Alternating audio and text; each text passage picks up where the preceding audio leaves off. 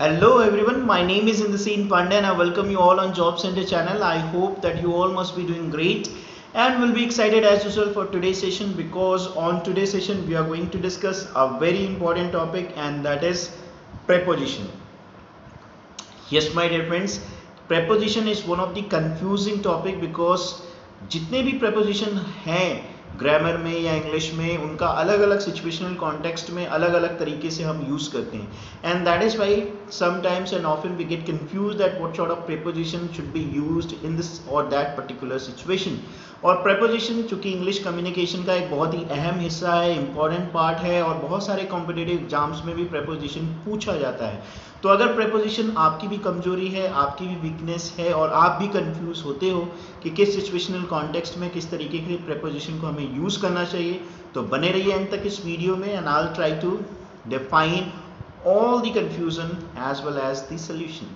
तो सेशन की शुरुआत करते हैं, और आज जो हम प्रीपोजिशन देखने वाले हैं वो तीन पर्टिकुलर प्रीपोजिशन हैं जो बहुत ज़्यादा यूज होते हैं: एट, इन और ऑन. इन तीनों का यूज हम देखेंगे माय डियर फ्रेंड्स, बट इन तीनों का यूज हम देखेंगे with the reference of time, यानी टाइम के सेंस में किस तरीके से हम तीनों प्रीपोजिशन को अलग अलग कॉन्टेक्स्ट में या अलग अलग तरीके से यूज करते हैं. और इनका यूज अलग तरीके से भी है, प्लेस में भी है, सिचुएशनल कॉन्टेक्स्ट में, अदर भी सेक्शन में हम इनका यूज करते हैं, बट वो हम देखेंगे नेक्स्ट सेशन में, बिकॉज थोड़ा थोड़ा करके कवर अप करने की कोशिश करेंगे ताकि आपको आसानी से समझ में आ जाए और कहीं से कोई कंफ्यूजन ना रहे. तो शुरुआत करते हैं अपने पहले प्रीपोजिशन से, and that is at. So my dear friends, at का यूज हम टाइम के रेफरेंस में या टाइम के सेंस में कहाँ एग्जैक्टली करते हैं, तो आपको आपके दिमाग में बस एक पॉइंट रखना है, और वो पॉइंट है particular time. So if there is a particular time in a sentence, you are always suppose to use at. For example, at 5 o'clock, at 6 o'clock, at 11 o'clock. तो ये जो समय मैं बता रहा हूँ ये क्या है, एक पर्टिकुलर टाइम है, और इसीलिए इनके पहले हम प्रीपोजिशन एट का इस्तेमाल कर रहे हैं. नाउ अगर सेंटेंस में हम बात करें, so for an example, I will see you at 5 o'clock, I will meet you at 6 o'clock. तो इस सेंटेंस में अगर आप ध्यान दें तो मैं एक पर्टिकुलर टाइम की बात कर रहा हूँ, इसीलिए मैं वहाँ पे प्रीपोजिशन एट का यूज कर रहा हूँ.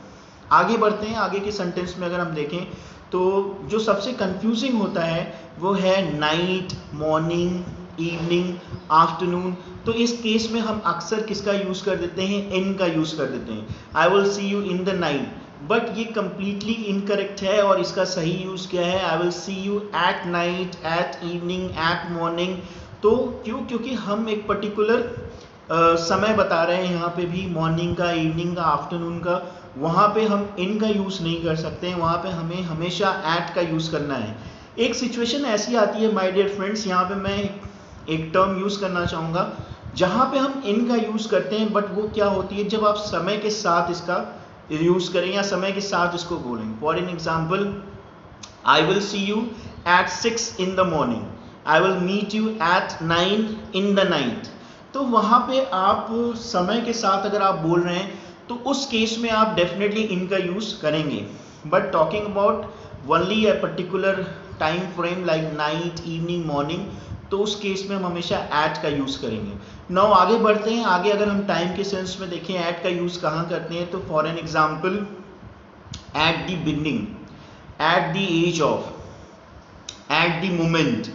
तो ये तीन काफ़ी ज़्यादा यूज़ होता है सेंटेंसेस में. तो एट द एज ऑफ की बात करें तो आप यहाँ पे एक पर्टिकुलर एज की बात कर रहे हैं, तो वहाँ पे भी हम एट का यूज़ करेंगे. Now at the beginning, again आप एक पर्टिकुलर बिगनिंग यानी एक पर्टिकुलर टाइम फ्रेम की बात कर रहे हो, तो अगेन यहाँ पे हम एट का यूज़ करेंगे. एट दैट मोमेंट, उस क्षण पे, तो आप एक पर्टिकुलर क्षण की बात कर रहे हो, एट दैट मोमेंट, इसलिए हम यूज़ करेंगे. तो इस तरीके से हम एट का यूज अलग अलग सिचुएशनल कॉन्टेक्स्ट में, टाइम के रेफरेंस में इस तरीके से करते हैं. तो my dear friends, I believe कि जो टाइम के रेफरेंस में आप कंफ्यूज्ड होते थे या कंफ्यूजन में आप एट की जगह इन और ऑन का यूज कर देते थे, वो अब आपसे नहीं होगा, आप करेक्टली इसका यूज कर पाएंगे. तो इस तरीके से हम इस सेंटेंस को कंप्लीट करते हैं.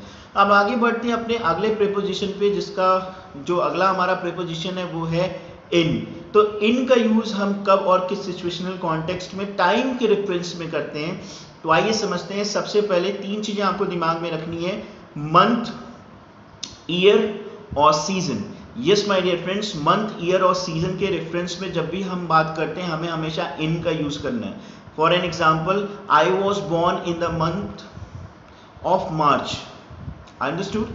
तो मंथ अगर हम डिफाइन कर रहे हैं, ही वॉज बॉर्न इन जुलाई, तो यहाँ पे हम मंथ की बात कर रहे हैं, तो मंथ की जब हम बात करेंगे तो ये भी एक समय ही हम बता रहे हैं, बट इसमें हम हमेशा इन का यूज करेंगे। अब अगर हम सीजन की बात करें, that I will see you in winter, I will meet you in summer, I was there in autumn और इन समर। तो यहाँ पे एक आप पर्टिकुलर सीजन की बात करें, तो जब हम पर्टिकुलर सीजन की बात करेंगे वहां पे हम हमेशा इन का यूज करेंगे। अब आते हैं पर्टिकुलर ईयर के बारे में, तो he was born in 1965, he was there in 1988। तो जब आप एक पर्टिकुलर ईयर की बात कर रहे हो माय डियर फ्रेंड्स, तब भी आपको इन का यूज करना है।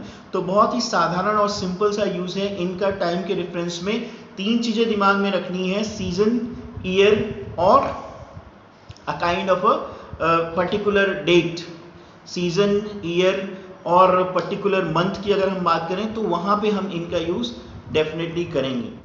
तो फ्रेंड्स बढ़ते हैं अपने अगले प्रेपोजिशन की तरफ जो है ऑन। तो ऑन का यूज हम टाइम के रेफरेंस में कब और कैसे करते हैं ये जानने के लिए आपको कुछ चीजें दिमाग में रखनी है। For N example, particular date और पर्टिकुलर डे के केस में हम ऑन का यूज करते हैं। फॉर एन एग्जांपल, His birthday will be on March 13। अब यहाँ पे अगर आप ध्यान दें तो हम डेट के साथ एक पर्टिकुलर डे की बात कर रहे हैं, तो मंथ के साथ हम क्या कर रहे हैं, एक पर्टिकुलर डे की बात कर रहे हैं, यानी डेट की बात कर रहे हैं एक तरीके से। तो यहाँ पे हम इन नहीं बोल सकते। कई लोग यहाँ पे एक तरीके से मिस्टेक करते हैं, इन मार्च 19 ऐसे बोल देते हैं। बट आपको ध्यान क्या रखना है कि अगर मंथ के साथ एक पर्टिकुलर डेट जुड़ा हुआ है तो आपको प्रेपोजिशन ऑन का यूज करना है। So my birthday will be on March 5। तो यहाँ पे आप एक पर्टिकुलर डेट की बात कर रहे हो, इसलिए यहाँ पे हम प्रेपोजिशन ऑन का यूज करेंगे। नाउ आगे कुछ सेंटेंसेस देखें, तो जितने भी डे हैं उनके पहले आपको ऑन लगाना है। जैसे for an example, I will see you on Monday, on Tuesday, on Wednesday, तो वहां पे कहीं पे भी एट या इन का यूज हम नहीं करेंगे। एक बहुत ही कॉमन सा एरर है या मिस्टेक लोग करते हैं। नाउ फेस्टिवल के केस में, for example, I will meet you at Diwali, I will see you at Dussehra. अब यहाँ पे ध्यान क्या देना है कि जैसे ही इसके साथ आप डे लगा देते हो, तो I will see you at Dussehra day और एट क्रिसमस डे, तो जब आप किसी भी फेस्टिवल के साथ डे लगा देते हो तो आपको प्रेपोजिशन ऑन का यूज करना है। और अगर डे नहीं है माय डियर फ्रेंड्स, तो वहां पे हम एट का यूज करेंगे। तो ये कंफ्यूजन ना हो। और एक बहुत ही कॉमन सा सेंटेंस है, इन नेक्स्ट वीक और इन नेक्स्ट वीकेंड्स। तो I will see you in next weekends, तो ये जो इन नेक्स्ट वीकेंड हम बोलते हैं ये भी पूरी तरीके से गलत है। यहाँ पे हम बोलेंगे ऑन नेक्स्ट वीकेंड्स, बिकॉज जब हम वीकेंड्स की बात करते हैं या नेक्स्ट वीक की बात करते हैं तो हम एक पर्टिकुलर डे की बात कर रहे हैं। तो अगेन ये हमारा जो होगा वो क्या होगा, ऑन के केस में होगा, यानी ऑन वीकेंड्स। बट अगर हम नेक्स्ट वीक की बात करें तो इनके साथ तो पहली बात नेक्स्ट लगता नहीं, और जैसे ही नेक्स्ट लग जाएगा उसके साथ कोई प्रेपोजिशन यूज नहीं होगा। तो I will see you next week, I will meet you next week. तो नेक्स्ट वीक इसके पहले किसी भी तरीके का कोई प्रेपोजिशन हम यूज नहीं करेंगे। सो आज हमने देखा माय डियर फ्रेंड्स, एट का, इन का और ऑन का यूज हम किस तरीके से यूज करते हैं इनको सेंटेंसेस में in the terms of time, यानी टाइम के रेफरेंस में हम किस तरीके से इनका यूज करते हैं। एंड आई एम श्योर कि अब आपका कंफ्यूजन काफी हद तक क्लियर हो गया होगा। आगे वाले सेशन में जब हम वीडियो बनाएंगे या बात करेंगे उस दौरान हम बात करेंगे इन्हीं तीनों प्रेपोजिशन की एक दूसरे सिचुएशनल कॉन्टेक्स्ट में किस तरीके से इनका यूज हम करते हैं। और this is all from my end, till then take care, all the best, keep smiling, keep watching job centre. और अगर वीडियो अच्छा लगा हो तो लाइक करना मत भूलना, सब्सक्राइब करना मत भूलना और शेयर तो बनता है, बिकॉज अगर आपने सीख लिया है तो बाकियों को भी सिखाइए, उन्हें भी हेल्प करिए, उनकी भी मदद करिए और हमारे इस जॉब सेंटर की मुहिम को आगे बढ़ाइए। So thank you my dear friends, see you next time.